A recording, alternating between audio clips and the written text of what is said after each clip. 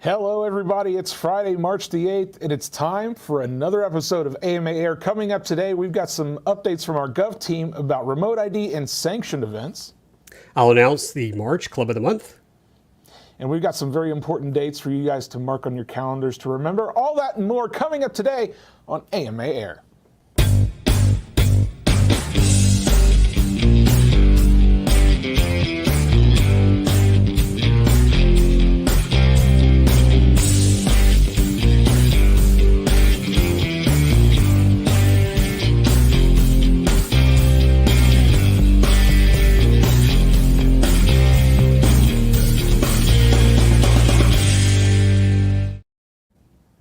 Hello, everybody. Welcome to another episode of AMA Air. My name is Matt Ruddick. And my name is Lee Ray. Happy to be here. All the way from the Lone Star State. How you doing today, Lee? Yeehaw. We're doing, hey, it's rodeo time here too, by the way. Is it really? Yeah. Is it ever not rodeo time in Texas? You could say that. There's always a rodeo going on somewhere in Texas, but here in Houston, the Houston Livestock Show and Rodeo, that's a big deal for us. And you need to come down and get some barbecue, man. I know how much you love Texas barbecue. I love Texas barbecue. Hey, shout out to my Austin friends down there who get to enjoy some of that Ironworks barbecue in downtown Austin. Hoo boy. Go check that out if you guys are ever in the area. Yeehaw to you, Dylan. Hey, Dylan, thanks for chiming in. Yeehaw, indeed. Well, guys, we've got a lot of stuff to talk about today. We've got a really awesome bit of information to share with you guys from our Gov team coming up in just a minute.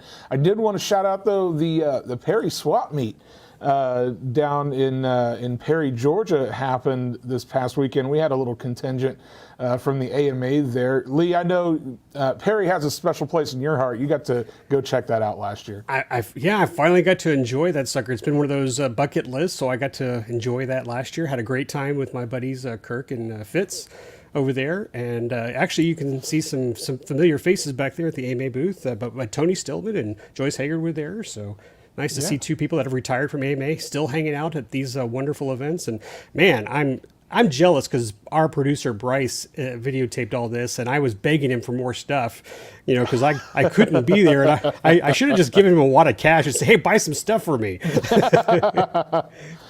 Some great stuff there from warbirdpilots.com. They're good friends of ours, and these swap meet events like this are always a great time, always a great place to find some cool stuff.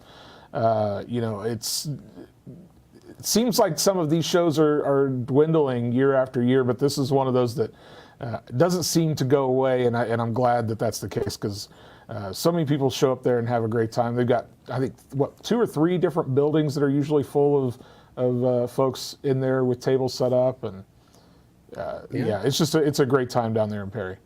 I was texting one of our district VPs, Andy Griffith, who was there. He's always there, and he said the weather was a little mushy, ugly, but there were still people selling their wares. He said he was being very good not to take stuff home. He had made his wife a promise, so kudos to him. I don't know if he did bring something home or not. Maybe that's just the secret he's telling us, the story, and that's it. But yeah, congratulations to all you guys who got to go out there and have fun and enjoy one of those great swap meets that we have here. And to the Georgia Aircraft Modelers Association, you guys put on a great show, and hoping to get there next year. Absolutely. I've got to make my trip down there. I've never been either. You've only been, it was last year, the first year you got to go? Yeah. So I've not, last year. So I've not got to go yet. So I've got to try to put that on the travel calendar for next year. Let's you and I put it on our calendar next year. You and me, kid. I like it. Let's do it. We want to switch gears here to talk a little bit about some Gov stuff. We had Tyler Dobbs, our Senior Government Affairs Director, here on the show last month to cover some interesting news that were coming out of D.C. Well, Tyler and Crystal are actually, right now as we speak, they're in Washington, D.C. Actually, I think they're on their way back today. But they are down there, meeting with some folks and trying to take care of some awesome business, trying to get that FAA reauthorization stuff pushed through. Exactly. But one of the great things is they stopped before they left to talk to me briefly about some news that had just broken and just come out. and they wanted to kind of update our members a little bit about how sanctioned events and remote ID were going to be handled, and there were some interesting developments there. So we're going to toss this quick little video that I shot with them last week right before they left, and let you get that update from them, from the horse's mouths, as it were. So I'm going to toss it to myself in the past with Tyler and Crystal from the Government Affairs team. Take it away, guys. Well, Tyler and Crystal, you guys are, as we speak, live on the show right now in Washington, D.C., talking to everybody on the Hill, doing the things that you guys do best. But there were some developments that came up this week that we wanted to let all of our members know about that had to do with remote ID authorizations for sanctioned events. Why don't you guys tell us a little bit about what's going down? Sure, Matt. So as you are aware, many of our flying sites around the country have been given FRIA status, which exempts them from the remote ID rule when they fly there. The issue that we ran into is that we have a lot of clubs, a lot of contest directors and event managers that sanctioned AMA events that are outside of their FRIA or their day-to-day flying site. So we had been working with the FAA and put in a proposal that would allow essentially AMA to say, hey, look, this is an AMA sponsored or an AMA sanctioned event. It should be given the same status as a FRIA for this off-site event. And last week, as you mentioned, the FAA granted approval on that proposal, gave AMA a national authorization that allows for any AMA sanctioned event that takes place away from a FRIA to be exempt or deviate from the remote ID rule. Makes the process much easier than what we had originally anticipated. Right. We kind of anticipated all along that those sites would be able to operate without broadcasting remote ID, but we weren't exactly sure the path that the FAA was going to take on it. So originally it was an application process. There was a 45-day notice required that we had to give them to get that, enough time and to get that procedure done. So that authorization that came out last week, it does away with the application process. It's giving all of our sanctioned events the ability to not have to broadcast remote ID information at their events. That's an absolutely huge development as far as I'm concerned. I'm sure all of our members are going to think that too. The question I think a lot of people are going to have, okay, well, let's say I'm having a sanctioned event. Do I need to do anything? Do I need to, just go about my business and have my event and nobody will know the difference? Or is there a process that they need to go through to make sure that everything's, good and clear for them? So there is a couple things that as a contest director, event manager, they will need to do, but it's very simple. Essentially, you're going to first sanction the event. After that event is sanctioned, when you get within about a week of the event, 7 days we recommend, but at least 24 hours before the event, you call in a NOTAM. A very simple process, takes 3 or 4 minutes. Once you get that NOTAM number, which our FAA representative will give you on the phone, you email that NOTAM number to AMA. We in turn will then issue all of the official documents that you need to show that, hey, I am hosting a sanctioned event outside of a FRIA site. I have approval from the FAA. Here it is. I do not need to have remote ID or any broadcast modules on my aircraft at this location. Right. And we do have a tutorial, like a step-by-step guide on how to file a NOTAM on our blog to kind of help our members who maybe aren't used to filing a NOTAM. It is really quick. It's easy. But we did go through the process and just make sure that there were no catch me, getchas in there so that our members can easily file that NOTAM. Right. And everybody can get that at modelaircraft.org/gov. That the blog is there. We have that step-by-step tutorial, as well as some FAQs and that sort of thing. Well, as we mentioned at the top of this, you guys are, as we're speaking on tape, you guys are live in DC right now. There's obviously a lot of things going on the Hill. I know FAA Reauth is kind of in the swing of things. What other updates do you guys have that you want to touch on today that maybe is a preview of what you guys are dealing with in DC this week? So I think that's the big one, FAA reauthorization that we're currently working on. Many of you are aware that back in 2018 was the last FAA reauthorization. It put the rules and law in place that we currently follow. This is the first opportunity that we have had since 2018 to make any meaningful differences on a large scale. So that's what Crystal and I have been working on essentially since the last bill passed. There's been quite a bit of movement. Where we stand now is the House of Representatives has passed a version of their bill, a version of their FAA reauthorization. The Senate Commerce Committee, which is the committee within the Senate that has the aviation subcommittee and kind of manages what the FAA does and is required to do, they passed their version of the bill. In that version of the bill, it had an amendment that AMA put forward through Senator Young of Indiana, and we certainly appreciate his support for that. That allows everybody to fly up to controlled airspace without any authorization from the FAA. And that's not just at fixed flying sites. That's regardless of where you are, as long as it's a safe location that you have, the approval from the landowner to operate from. You could fly up to 700 or 1,200 feet, depending on your location. It then puts a process in place that would allow you to request to go even higher than that from that location. So, if you're having a soaring event or a practice or whatever you want, you need to fly to say 2,000 feet. You could fly to maybe 1,200 at that location without anything. Then if you wanted to go up to that 2,000 feet, there would be a process you could request that. In addition, it allows community-based organizations like AMA to self-designate FRIA sites.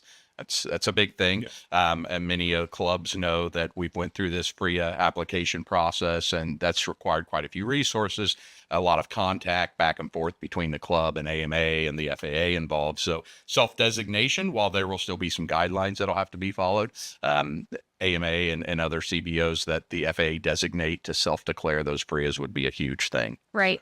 We've been working towards FAA reauthorization since 2018's reauthorization passed. So really our development recently with this remote ID authorization, the national authorization, is kind of the move. That's what we're going for next week, is to share with the offices. The FAA has entrusted us to do these procedures on our own, following the guidelines of the FAA. But it was a win for us to get that document and to be able to show to the offices that the FAA we're in a relationship with them, and they entrust us in our community, and we've proven ourselves on our safe operations. Right. What happens now is that, one of two things: either the House version and the Senate Commerce Committee version will go directly to conference, and they've got two bills they need to turn into one, or else the Senate will take their version from the committee and take it to the Senate floor for a full vote, let an overall bill pass, and then they will take that. We don't know if they're going to skip that step or not. We hope that next week we'll get a better sense on what movement is going to take place over the next few weeks and months. But regardless, there will be the Senate version of the bill and the House version of the bill. Those are going to be combined into one. We're going to continue to urge senators and congressional representatives that the language we have included in the Senate bill is paramount.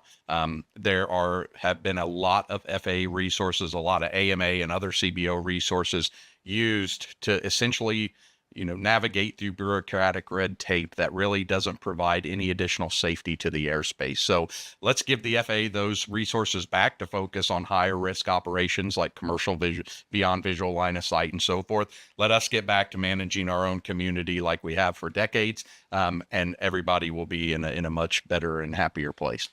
Really does kind of feel like we have some reason to be optimistic here. I mean, there's some really good news coming out of that Senate bill for sure. Let's just hope that we can get some good news out of the House as well. Yeah. As we all know, government takes time, and this is going to be a process. It's not going to happen overnight. We're not going to hear about this tomorrow, but I think we're going to be hearing some good news, hopefully. Yeah, like you said, in the coming weeks and months. Yeah, I think so. And members should continue to monitor modelaircraft.org. They should monitor social media and so forth.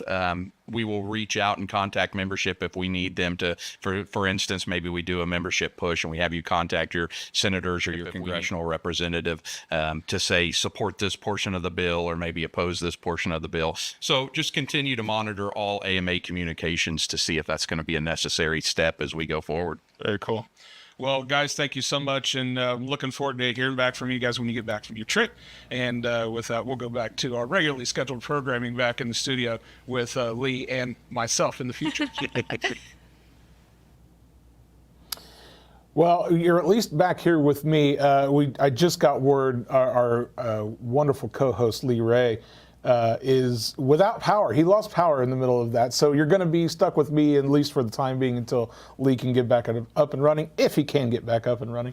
Well, there you have it. That was some really great news that we got from the government team. as it relates to sanctioned events and getting an exemption for remote ID for our sanctioned events.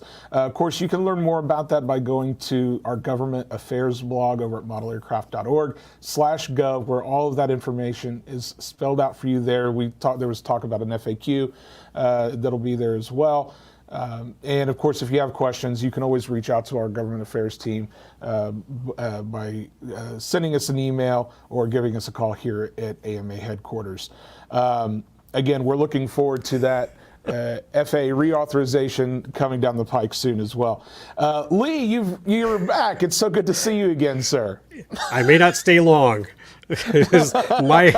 Everything on my computer just started freaking out, and I could still hear you guys because my main desktop was connected, but everything else, my camera, everything else shut off. So stay tuned. This could be an exciting live show. Hey, that's the way we like it here.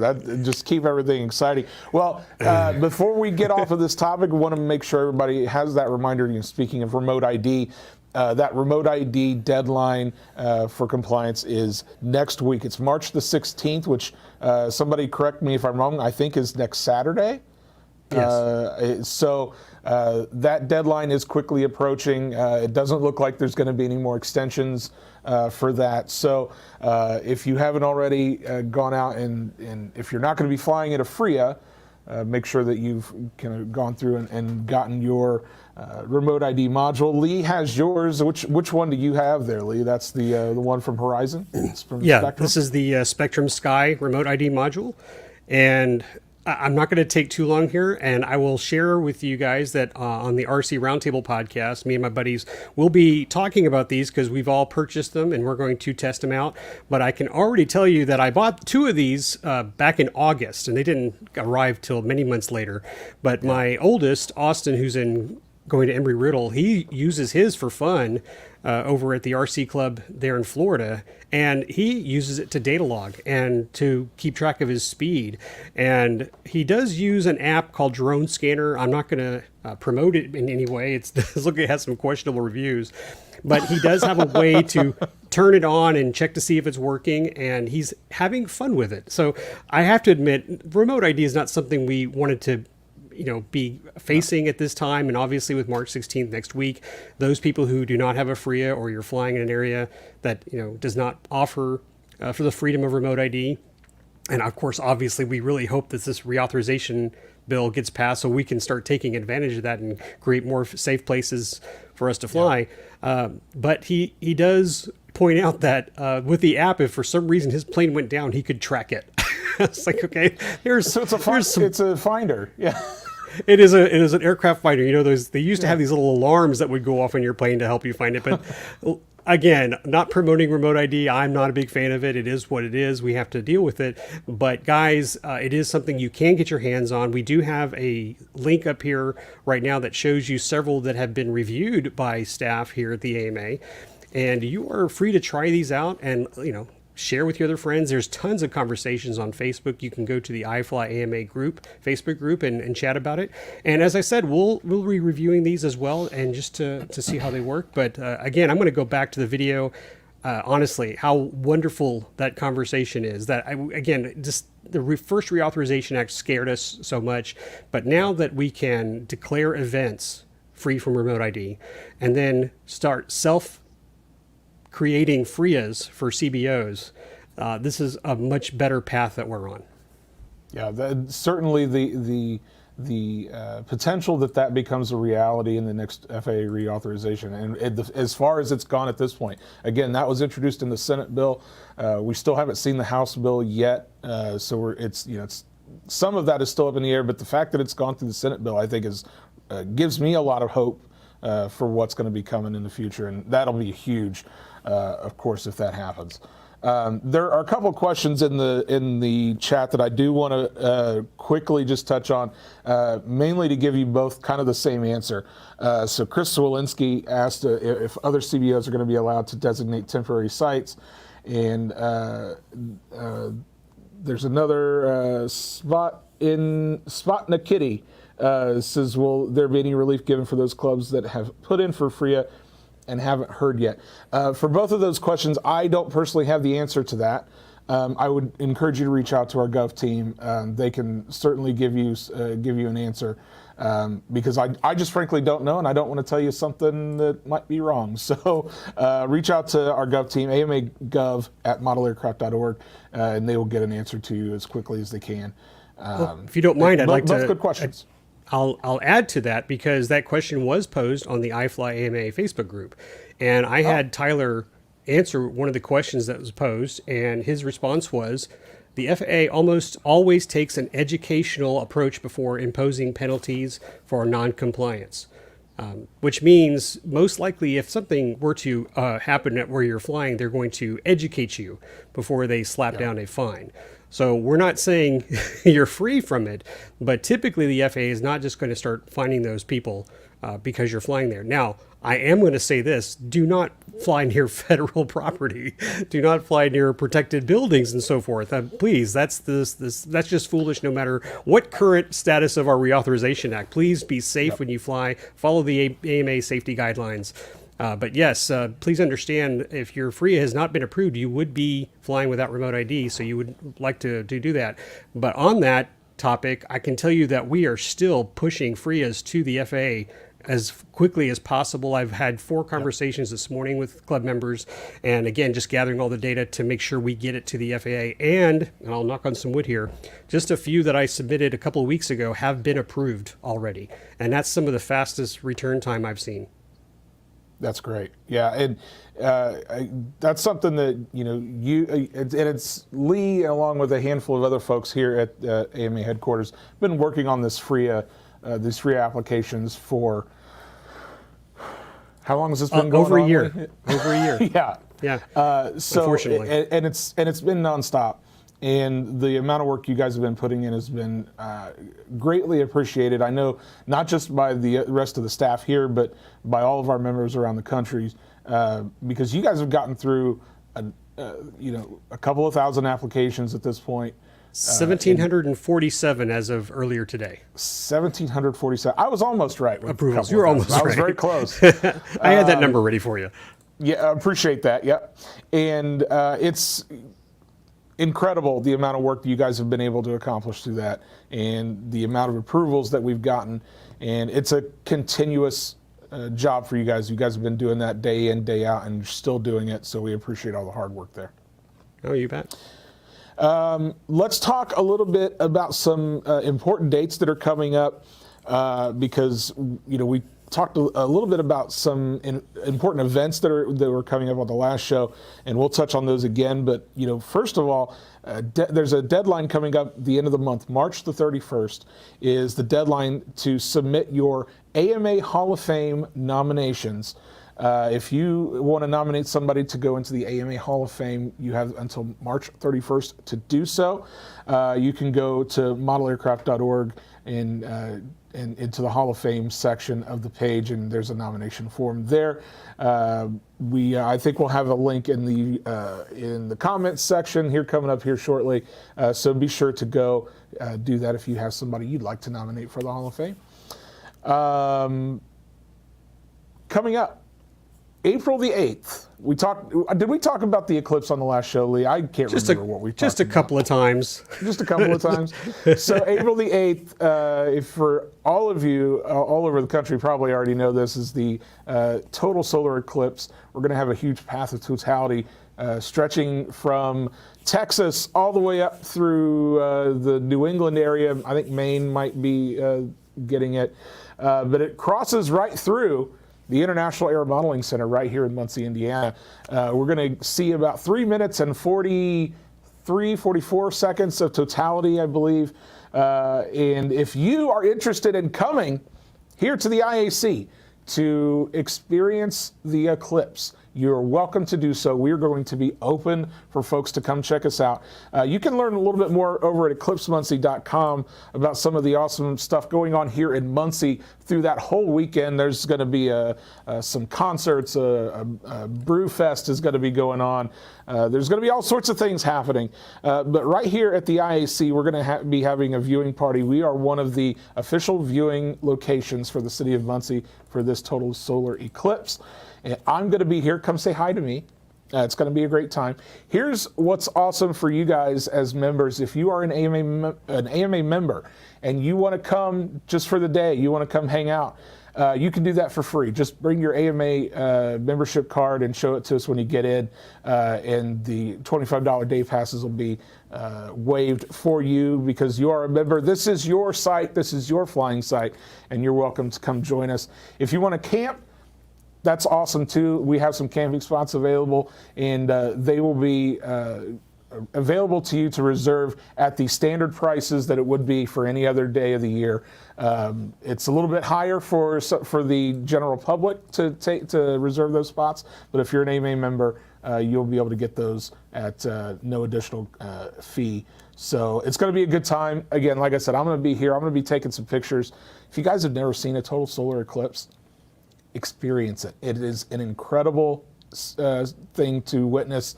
I got to see it back in 2017. Lee, have you got to see one yourself? Not an entire. I'm sure I've asked you. Nope, not a full one. And you've got your own plans for this, I think, right? I'm hoping. I'm not going to divulge them yet because it's not in stone. But there is a club in North Texas that I'm trying to get my what do you call it? My reservation. It's things have been changing up there, so I'm still being hung out to dry whether I'm going to have permission to go or not. But there is a club in the path of totality, and I'm trying to work on getting up there, drive up there, the early Monday morning, and hang out, and hopefully, send you a quick, hey, here's what happened 3 minutes ago message. Yeah, because I think you're going to be getting it probably about a half hour, I think, before we get it. So just a few minutes before, yeah. So yeah, it'll be very quick. So it'll be a good time. I'm looking forward to it. It's the next chance we're going to get, in the continental U.S. is going to be, I think, 2044, 2045 in that time frame.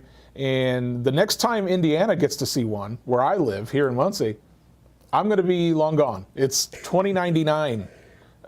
So I would be 115 years old, and I don't think I'm going to make it to 115, Lee. Let's see if they've got that cryogenic system running. Make it to 115. Yeah, well, freeze me to the next eclipse, please. I would appreciate it. I was going to say 2 enough. 2 is probably enough for you, Matt, right? Yeah, probably. I think it'll be okay. Right. Enjoy the next one. I hope you all have fun up there. Yeah, it's going to be a great time. We're going to have some flight demos. We're going to have the National Model Aviation Museum is going to be open. Of course, it's in closed season right now, but for that weekend, they're going to open up the doors to the public. It's going to be a great time. We're going to unveil our newly redesigned AMA simulator trailer experience. It's going to be sponsored by Wing. There's going to be some really cool vendors and activities going on. There's going to be some flight demos. It's going to be a great time. So I would encourage you, if you're going to be in the area, feel free to come stop by and say hello. If you guys are interested in competing in the NATS, something Lee did last year, the NATS registration is now open. You can go over to modelaircraft.org/NATS to get all the information on registering, and all the dates and everything are there. NATS runs from July the 7th through August the 9th, and all the specific dates for all the different events are there on the website. It's going to be a good time. Lee, I assume you're not coming back this year, as I haven't heard of any plans. Not this year. I've got a busy schedule with the family, but I'm hoping to see, I don't know if you're going to get to go, but I'm going to go to AirVenture this year. That's on my schedule, so we'll be making the trip up there to participate in that. So I was actually just having a conversation about AirVenture this morning. I don't know yet if I'm going to be going this year, but I don't know that it's off the table. So we'll see. Good to hear. Yeah, so the other date we want to let you guys know about is registration for the 2024 National Funfly is actually open now. So I don't even have to tell you the date. The date is passed, and it is open and available now to register for the National Funfly. You can go to modelaircraft.org/funfly to get all the information and to register. Of course, that event runs June the 28th through the 30th here at the IAC in Muncie, Indiana. It's going to be another great event. We've got some really cool things lined up for that, a little bit more than we normally have had for the National Funfly. We're going to have some swap shops, exhibitors. New this year, we're going to have some paramotors on site, and they're going to be showing people some stuff. It's going to be a lot of fun. So don't miss out on the National Funfly this year. Come join us. It'll be a good time. Lee, let's talk about the March Club of the Month. While you're still here, you haven't lost power again, so that's good. Yeah. Let's jump into the Club of the Month and talk about well, I'm not gonna spoil it. I'll let you announce who it is. Oh, well, hopefully a lot of you are already getting newsletters from us, but if you haven't heard already, if you've been to our website or to our Facebook page, the Tucson Radio Control Club is our AMA Club of the Month for March, and I'm going to give a shout out to Kevin Garland. He submitted this club request a while back, and we actually get several, and we peruse through them, and we have some that were already assigned. And unfortunately, I have to laugh, Kevin, but you did point it out in the comment section. He was the president until he moved. And he was like, oh, so now they become Club of the Month because I've left. I was like, it's nothing personal, Kevin, but I know he was happy to hear. He read he wrote a nice comment here. By far one of the best clubs I've ever been a part of in my time flying. Going to miss you guys flying on a weekly basis. But guys, yeah, congratulations. They have a great youth program. This is a scouting event. I don't know if you can see my mouse right there. I don't think you can on this one. But they have an event they use for getting youth involved, and it was a nice little treat for these kids to come out there, have a demo, have some lunch too. They've got training out there. Look at that runway and look at that view in the background. I know I've got some images there that kind of covered up, but you can go to their website, trccclub.org, to learn more about their facility and their events. And I know they also participate in some community events. I think they have I'm going to pull it up here on the screen, which you don't see. They have what is it called here?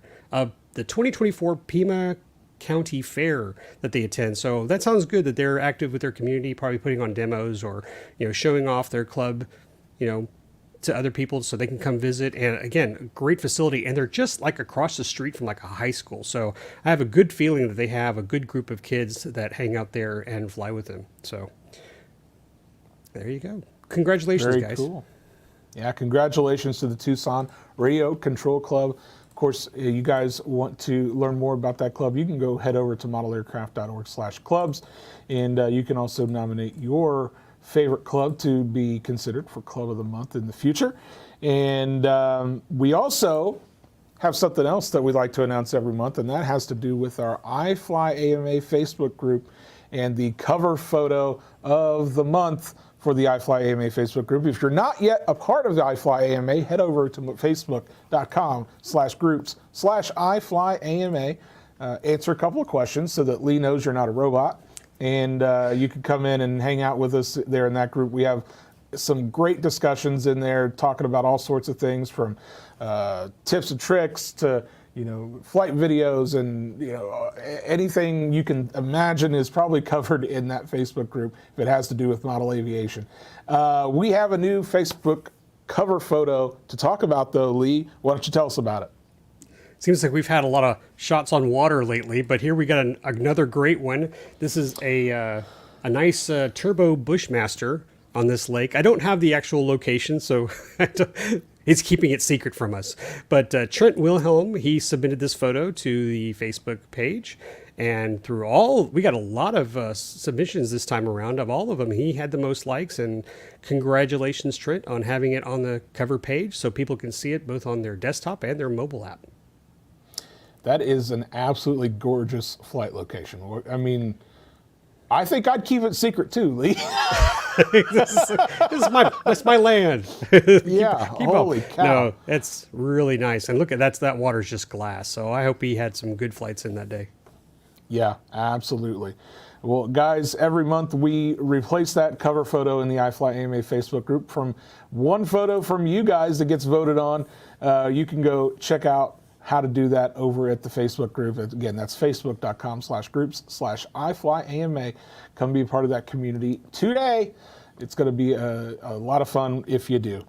If you guys also have, you've probably liked our AMA Facebook page as well. There are a couple of other pages here that are run here from the AMA that you might be interested in. One of them is the National Model Aviation Museum. They've got their own Facebook page that you can go check out. We've got some really cool videos being posted there. The new Model Vault series is being posted there, as well as on our YouTube channel. Some really cool artifacts from the museum that you guys may not have seen before in person. There's some backstory and things you can see from that video series. And the AMA Foundation has also got their own Facebook page. We'll have some links to those in the comments down below.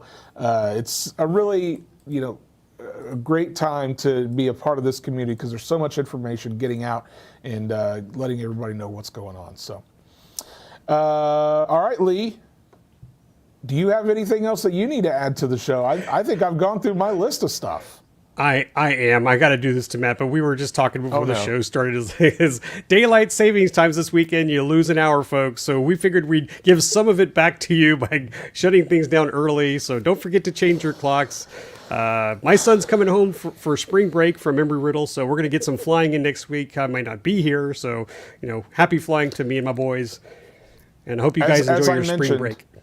As I mentioned before the show, this is the bad time change where we lose an hour. There's a good one and a bad one, and this is the bad one. Yeah, thanks for the reminder, Lee. We appreciate that. And you're welcome. Oh boy, yeah. All right. Well, as Lee mentioned, we'll give you guys back some time. It's a little bit shorter show this week or this month, but we appreciate all of you guys joining us here live for AMA Air. And of course, all of you that are watching after the fact, we appreciate you just as much. Thank you so much for watching. Lee, thank you for being here once again. We love seeing your face here, and I'm glad you made it to the end of the show. Me too. Minor glitch there. That's okay. That's all right. Hey, it's going to happen to us all at some point in time. So I was ready to do the show alone. Next time, I'm just going to flip the switch. See, good luck, Matt. Yeah. All right, you guys have a great weekend. And again, I'm going to just another shout out to the Government Affairs team. Thanks for all that hard work. That helps everybody in this hobby. So let's hope that Reauthorization Act gets passed the way it's rewritten. Absolutely. Well, thank you guys again for watching. Make sure you like, share, comment, and subscribe to our channel if you haven't done so already, and that really helps us out with the algorithms. And if you're not already a member of the AMA, head over to modelaircraft.org/join, find out what the AMA could do for you, and hope to see you be part of the AMA family very, very soon. For all of us here at the AMA, thank you so much for watching, and we'll see you on the next episode of AMA Air. See you later.